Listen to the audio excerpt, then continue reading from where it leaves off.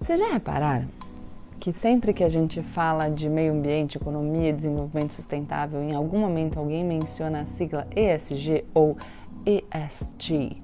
Talvez todo mundo já saiba o que ela significa, talvez não. Diante dessa dúvida, eu decidi fazer um vídeo rapidinho.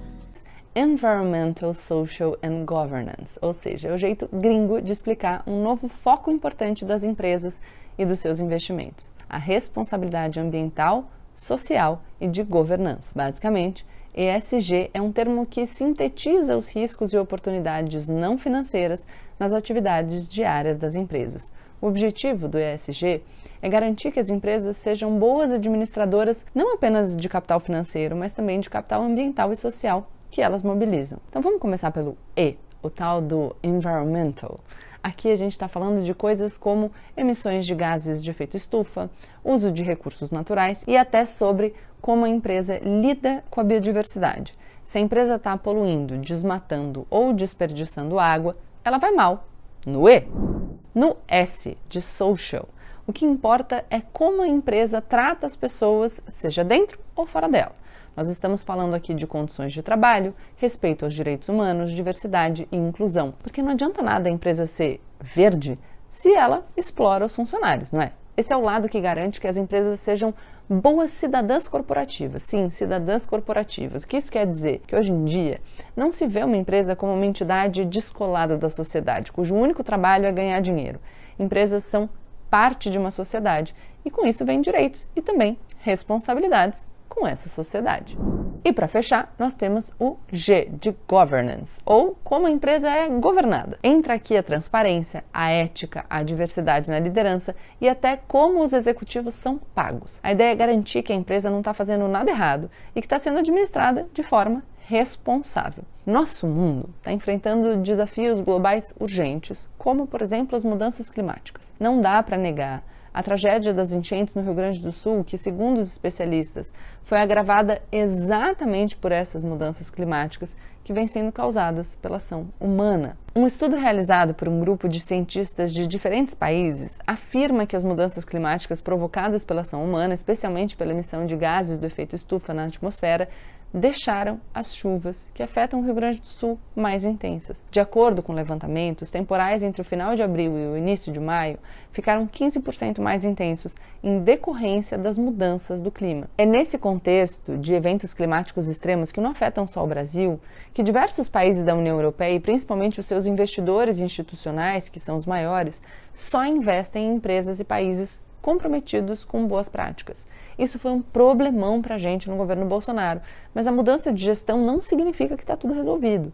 Para vocês saberem, investidores institucionais são tipo os fundos de pensão, seguradoras, bancos e fundos de investimento, uma galera que investe em grandes números.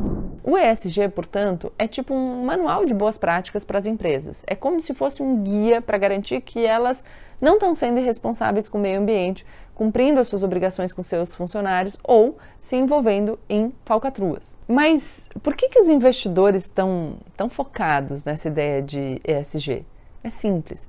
Empresas com boas práticas ESG tendem a sofrer menos com os riscos do mercado e são mais resilientes a flutuações. Elas também têm uma reputação melhor, o que atrai consumidores e investidores conscientes da sustentabilidade, além de se tornarem mais atrativas para os melhores funcionários. Assim, elas retêm os talentos que vão ser cruciais para o desenvolvimento futuro da empresa. Fora que essas empresas dão mais lucro a longo prazo. Sim, ser responsável dá dinheiro. Quem está dizendo isso é o famoso mercado. Um estudo da consultoria McKinsey explica bem. Num artigo intitulado, em tradução livre, 5 pontos em que o ESG cria valor, eles afirmam que o investimento orientado para ESG experimentou uma ascensão meteórica. O investimento global sustentável ultrapassa agora os 30 bilhões de dólares, um aumento de 68% desde 2014 e 10 vezes maior desde 2004. A aceleração tem sido impulsionada pela maior atenção social, governamental e dos consumidores sobre o impacto mais amplo das empresas, bem como pelos investidores e executivos que percebem que uma forte proposta ESG pode salvaguardar o sucesso a longo prazo de uma empresa. A magnitude do fluxo de investimentos sugere que ESG é muito mais do que uma moda passageira ou exercício de bem-estar. As evidências revelam que as empresas que prestam atenção às preocupações ambientais, sociais e de governança não sofrem um obstáculo à criação de valor, como eu falei. Na verdade, é o contrário. Uma forte proposta ESG tem correlação com retornos patrimoniais mais elevados. Um melhor desempenho em ESG também corresponde a uma redução de risco, o que agrega valor. As 5 maneiras em que o ESG cria valor, segundo esse artigo da McKinsey, são: 1. Facilitando o crescimento da receita. 2. Reduzindo custos. 3. Minimizando intervenções regulatórias e legais. 4. Aumentando a produtividade dos funcionários. E 5. Otimizando investimentos e despesas de capital. Uma empresa com iniciativas ESG consegue explorar novos mercados, expandir sua presença nos mercados em que já atua e impulsionar a preferência do consumidor. Essas empresas têm mais facilidade para extrair recursos. Uma boa gestão das iniciativas ESG também pode ajudar a combater o aumento das despesas operacionais relacionadas à energia, água e resíduos. O ESG pode ajudar uma empresa a economizar dinheiro. Fora que ser uma empresa responsável alivia a pressão de possíveis intervenções do governo em regulação, por exemplo. Sabe o quanto isso economiza em burocracia?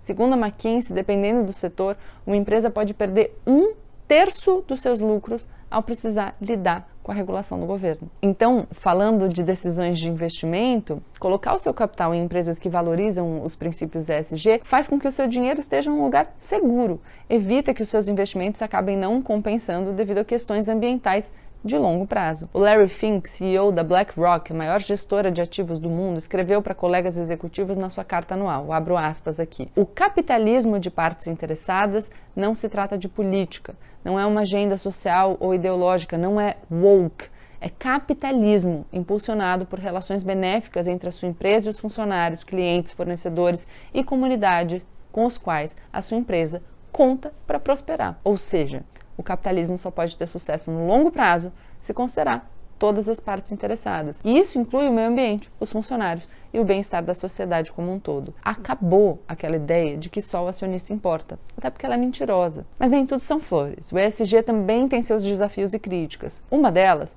é que não existe um padrão universal para medir o desempenho ESG das empresas. Cada uma faz do seu jeito e aí fica muito difícil comparar. Faltam parâmetros comuns. E tem também o tal do greenwashing, que é quando a empresa só finge que é sustentável para ficar bem na fita, mas na verdade não é. Tem que melhorar? Claro. Mas o importante é saber que o ESG veio para ficar. As mudanças climáticas batendo na nossa porta, as empresas não podem mais fingir que esse problema não é com elas. E nós, como consumidores e cidadãos, também temos que ficar de olho e cobrar posturas mais responsáveis. ESG não é só uma sigla da moda, é uma forma de garantir que as empresas estão fazendo a sua parte para construir um mundo melhor.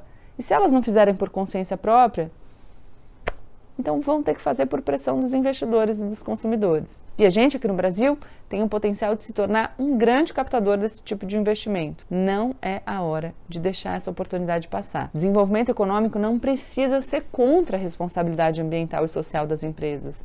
Já passou da hora da gente entender que dá para os dois andarem juntos e aproveitar essa oportunidade que se abre. Nós, como cidadãos consumidores, empregados, quem sabe até investidores individuais, temos bastante poder para pressionar as empresas nesse sentido. Que tal a gente usar o nosso poder?